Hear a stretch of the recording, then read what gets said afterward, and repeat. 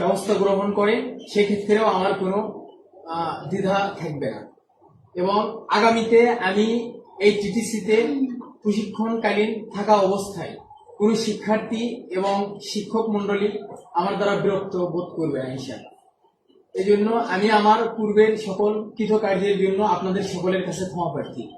আমি আমার ভুল স্বীকার করে নিচ্ছি এবং আগামীতে আমি কোনো অন্যায় কাজ করবো না ইনশাআল্লাহ।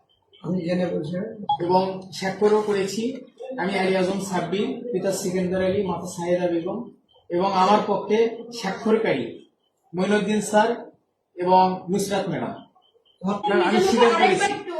একটু বলেন যে আমি ব্লক বাটিক ট্রেড সহ অন্যান্য সকল ট্রেডের মেয়ে প্রশিক্ষণার্থীদের ইফটিজিং, তারপরে হ্যারাসমেন্ট এবং বিভিন্ন ধরনের বাজে মন্তব্য করে তাদেরকে উত্ত্যক্ত করেছি। এই কথাটা আরেকবার একটু আপনি বলেন নিজের গলায়।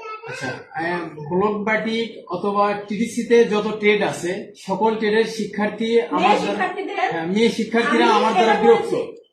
না, আপনি কি কি করেছেন? ইফটিজিং করেছেন। আরে আপনার কি চেহারা খারাপ নাকি? এমনি এমনি বিরক্ত হয়?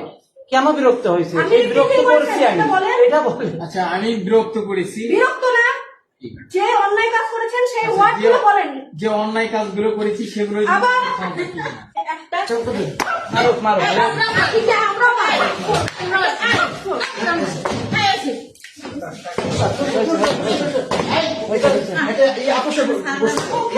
মুখে বলিস একটা কথা। এদেরকে ইফটিজিং করেছি এবং বিভিন্ন বাজে ভাষায় অশ্লীল কথা বলে আমি মেয়েদেরকে উত্ত্যক্ত করেছি।